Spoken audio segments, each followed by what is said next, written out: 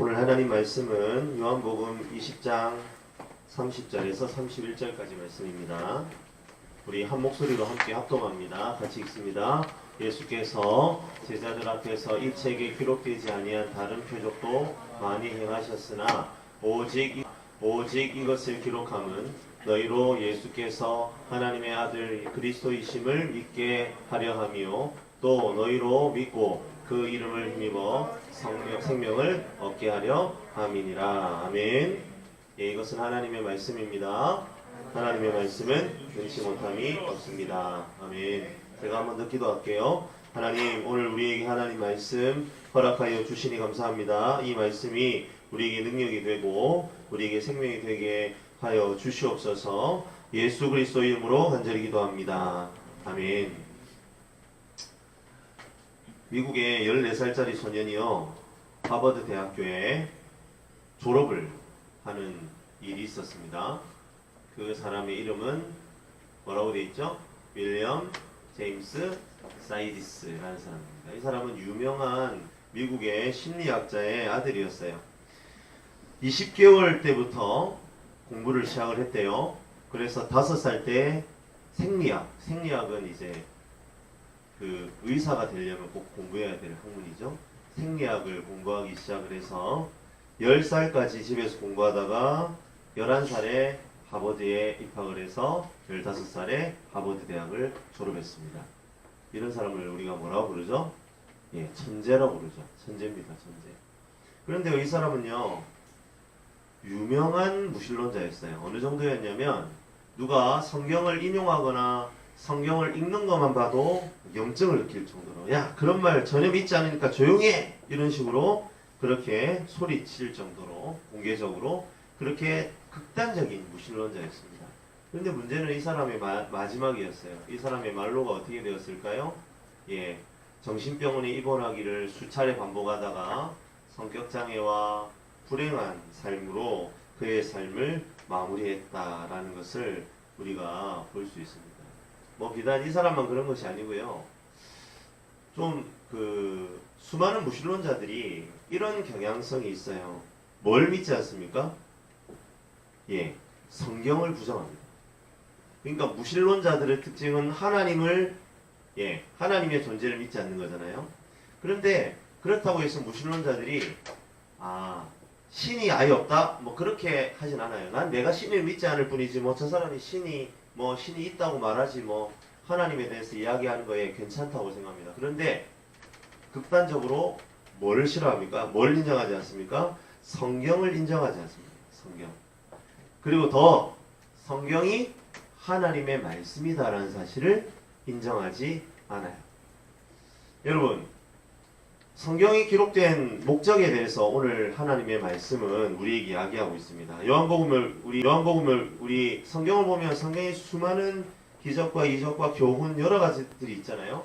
그런데 그렇게 성경이 왜 기록되어 있느냐? 왜 하나님께서 성경을 기록하게 하셔서 우리의 손에 하나님의 말씀을 주셨느냐라고 그 목적을 이야기할 때에 예수님께서 직접 예수님의 말씀을 통해서 요한 사도가 요한복음을 통해서 우리에게 준 가르침이 있습니다. 뭡니까? 같이 한번 읽어볼까요? 성경이 수많은 기적, 이적, 교훈이 기록된 목적, 우리에게 참 믿음과 영원한 생명을 주기 위해서다라는 거죠. 이것이 성경이 기록되어진 목적이라는 겁니다. 여러분, 그래서 먼저 성경이 왜 기록되어 있는가? 성경이 기록된 목적에 대해서 얘기할 때에 그것은 바로 믿음과 생명을 주기 위해서입니다. 우리 같이 말씀 오늘 성경책 가져왔어요. 가져왔으면 우리 20장 31절입니다. 아마 안 가져왔을 것 같으니까 제가 다시 한번 읽어드릴게요. 오직 이것을 기록함은 너희로 예수께서 하나님의 아들 그리스도이심을 믿게 하려 하며 또 너희로 믿고 그 이름을 힘입어 생명을 얻게 하려 함이니라. 이렇게 되어 있습니다. 자, 먼저 무엇을 믿게 하기 위해서라고요? 예수님이 뭐다? 그렇죠. 그리스도라라는 사실을 믿게 하기 위해서라고 합니다. 그리고 두 번째로 그 이름을 힘입어서 무엇을 얻게 하기 위해서? 생명을 얻게 하기 위해서라는 거죠. 그래서 성경을 통해서 예수님을 믿는 마음을 우리가 먼저 얻게 됩니다. 그리고 두 번째로 영원한 생명을 얻을 수 있게 된다는 거예요. 그래서 바울 사도는 자기의 사랑하는 디모데에게 보낸 편지 디모데후서 3장 15절에 이렇게 이야기하고 있습니다. 같이 한번 읽어볼게요. 디모데후서 3장 15절 같이 읽습니다.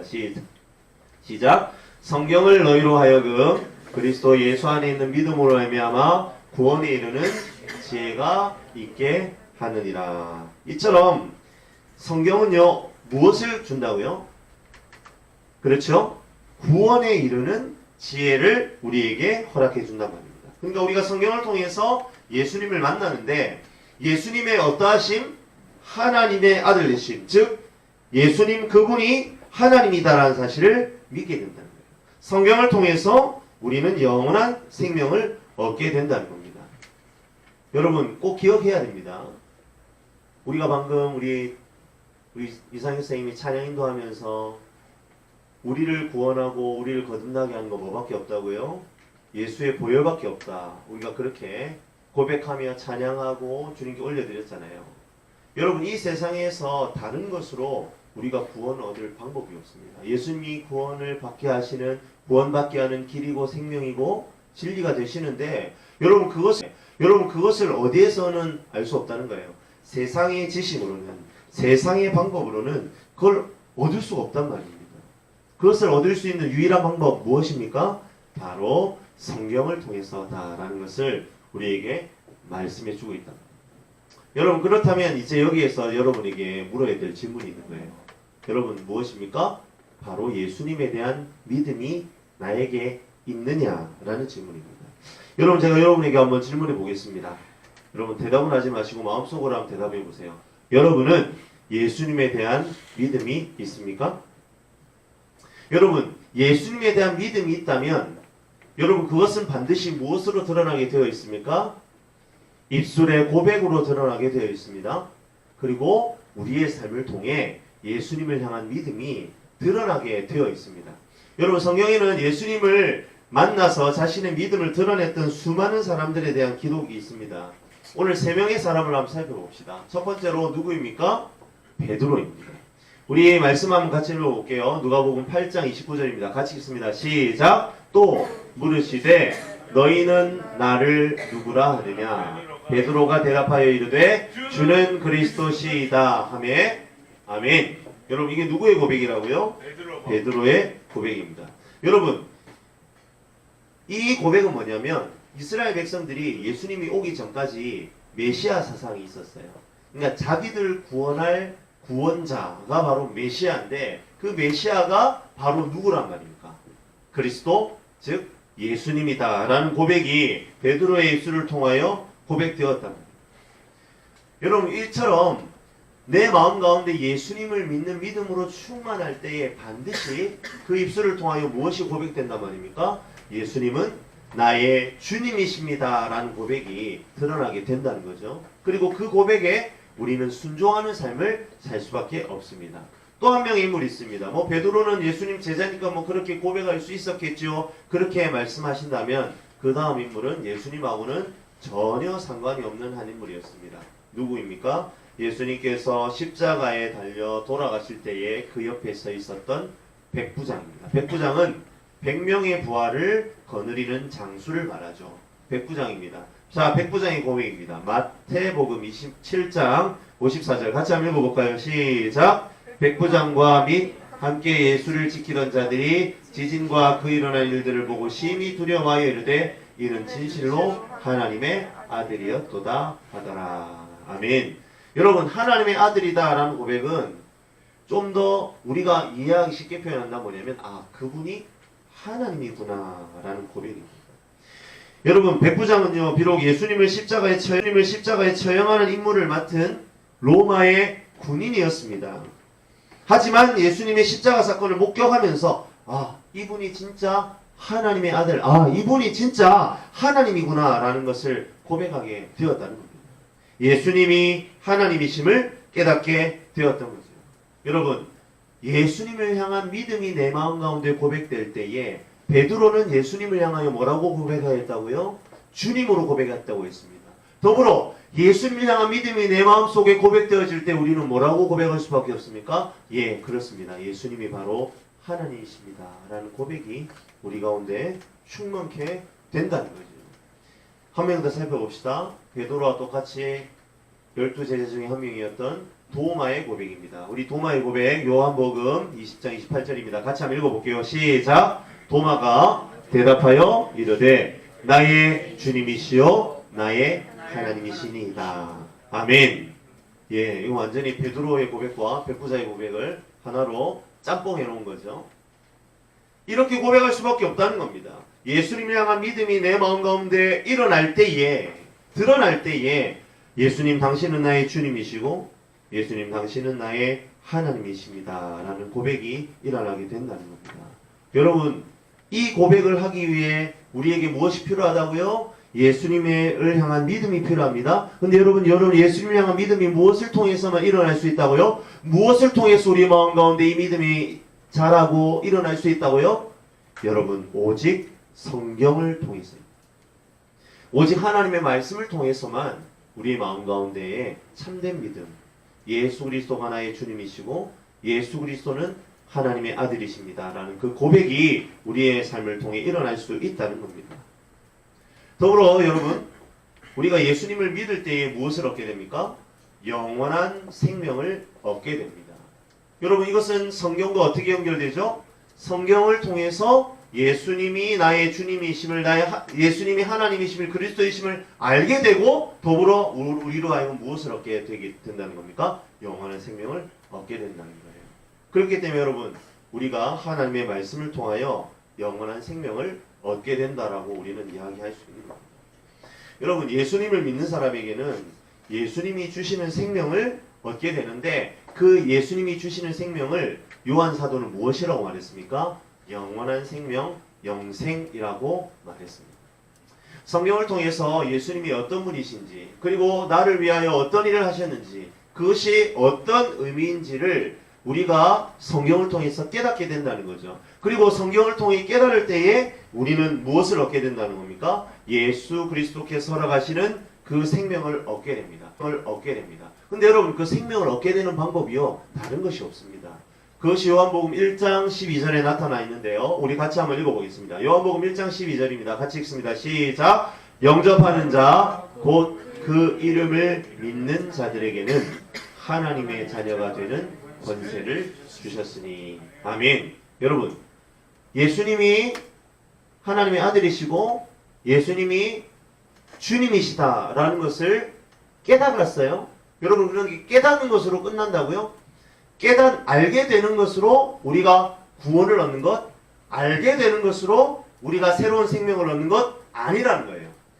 그냥 알고 그것을 인정하는 것으로 우리가 새로운 생명을 얻고 구원 얻게 되는 것이 아니라는 겁니다. 반드시 무엇이 필요하다?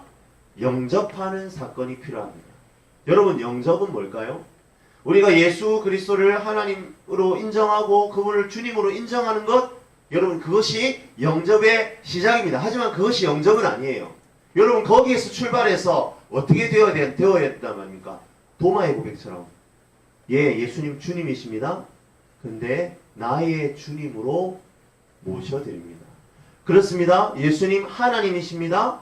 나의 하나님으로 내 마음에 모셔드립니다. 여러분, 모셔드리면 어떻게 되는 거죠? 그냥 입술로만 고백하는 겁니까? 입술로만 예수님 내 주님이세요? 아, 주님이시군요. 예, 여기 좋은 자리에 앉으십시오. 하지만 내 삶에 타치하지 마세요. 내 삶은 내 거니까요. 여러분, 그것은 영접하는 것이 아니라는 거죠. 여러분, 영접하면 어떤 사건이 일어나요? 내 마음 가운데 주님을 모셔드릴 때에 이제는 어떻게 되는 겁니까? 내 삶을 이끌어 가시는 분이 누가 되는 거죠? 예수님이 되는 겁니다. 내 삶의 주인이 누가 되는 겁니까? 예수님이 되는 겁니다. 여러분, 그때에 우리가 무엇을 얻게 되는 거예요? 영원한 생명을 얻게 됩니다. 내가 영생을 얻게 됩니다. 여러분, 내가 그리스도인이 비로소 되는 거예요. 여러분, 그래서 착각하면 안 돼요. 아, 우리 엄마 아빠가 교회 다녀서 나도 지금 열심히 교회를 다니고 있으니까 나는 구원받는 거야. 여러분, 착각하지 마십시오. 그것은 그리스도인이 되는 방법이 아닙니다. 아, 뭐 내가 하다 보니까 마음에 뭔가 좀 찡함이 있고, 여러분 수련회 많이 경험해 봤잖아요. 이번 여름에도 우리가 수련회 갈 건데 눈물 콧물 다 짜고 막 뒹굴고 막 그렇게 했어요. 그래서 이제 내가 뭔가 예수님을 만났나 보다. 예수님 나하고 컨택 됐어. 여러분, 그럼 우리가 예수님을 믿는 그리스도인이 되는 겁니까? 아니요, 여러분. 그것도 예수 그리스도를 만난 것이지 그리스도인이 된 것은 아니에요. 여러분, 기억하시기 바랍니다. 그분을 영접해야 합니다. 그리고 여러분, 내 인생의 주인이 바뀌어야 돼요. 내가 죄인인 증거는 뭐냐면 내가 주인인 것이 죄인이라는 증거입니다. 내가 내 삶의 주인이면 여러분, 나는 예수님하고 상관없고 영생하고도 상관없어요. 근데 여러분, 주인이 바뀌고 내 결정권이 바뀌고 내 선택권이 주님으로 바뀌면, 여러분, 선택권과 결정권이 바뀐다는 건 뭘까요? 주님께 묻는다는 거죠. 주님, 어떻게 해야 될까요? 아니면 제가 나아가야 될까요? 머물러야 될까요? 내가 무언가를 시작해야 될까요? 아니면 마무리해야 될까요? 여러분, 그것을 주님께 묻는 것이, 예수님께 묻는 것이, 묻고 예수님께서 보여주시고 가르쳐주시는 대로 선택하고 나아가는 것이 누가 주인인 겁니까? 예수님이 주인인 삶입니다. 여러분, 그렇게 사는 사람이 누구라고요? 그리스도인이에요. 여러분, 그런데 그렇게 되기 위해서 우리에게 필요한 게 있단 말입니다. 내가 진실로 너에게 이르노니 내 말을 듣고 또 나 보내신 이를 믿는 자는 영생을 얻었고 심판에 이르지 아니하나니 사망에서 생명으로 옮겼다라고 말합니다. 여러분, 성경을 그렇기 때문에 배워야 되는 거예요. 왜요? 성경 가운데에 예수 그리스도를 아는 지식이 있기 때문입니다. 예수님을 알아야 믿든지 말든지 주인으로 모시든지 만들지 할 거 아닙니까? 그리고 성경을 통해서 예수님을 나의 삶의 주인으로 모셔드리는 방법을 우리가 깨닫게 되는 것입니다. 성경을 가까이 할 때에 생명력이 우리의 삶의 자리 가운데 넘쳐나게 되어진다라는 말입니다. 여러분, 성경은요 분명하게 우리에게 선포합니다. 성경을 통해서만 예수님을 알 수 있고 예수님을 통해서만 구원의 길이 있기에 우리는 성경을 통해서만 우리의 믿음이 생겨나고 그 믿음을 통하여 예수님을 알게 되고 예수님을 영접하는 길을 얻게 된다라는 겁니다. 여러분 안에 하늘의 생명력이 넘쳐나게 됩니다. 우리가 이것을 위해서 우선적으로 해야 될 것이 있다면 바로 하나님의 말씀에 귀 기울이는 것입니다. 우리의 예배의 자리 가운데에 하나님의 말씀에 귀 기울이는 것입니다. 우리가 지금 목사님이 목이 터져라 계속 강조하고 있는 하나님의 말씀을 묵상하는 큐티를 통하여 매일매일 하나님의 말씀을 먹음으로 말미암아 우리의 믿음이 더욱더 자라나게 될 것입니다. 우리 이 시간에 정말 하나님 앞에 다시 한번 이것을 결단하면서 나아갔으면 좋겠어요. 여러분, 우리를 구원하는 능력은 다른 것에서 나타나지 않습니다. 오직 하나님의 말씀으로만 그 일이 가능합니다. 여러분, 우리가 이 찬양 드리면서 우리가 기도의 제목으로 나아갈 건데요. 여러분, 이 찬양의 가사를 한번 보세요. 풀은 마르고 꽃은 시드나. 여러분, 이것은 우리의 인생을 말하는 거예요. 우리 인생은 풀이 마르고 꽃이 시드는 것처럼 여러분 영원할 수 없습니다. 하지만 여러분 꼭 기억하셔야 돼요. 하나님의 말씀은 영원하다. 그리고 그 영원한 말씀을 믿고 그 말씀을 붙들고 행하는 사람이 구원을 얻고 그 말씀을 통해 영생을 얻게 되는 겁니다. 그 영원하신 말씀을 붙잡을 때에 우리도 영생을 누릴 수 있습니다.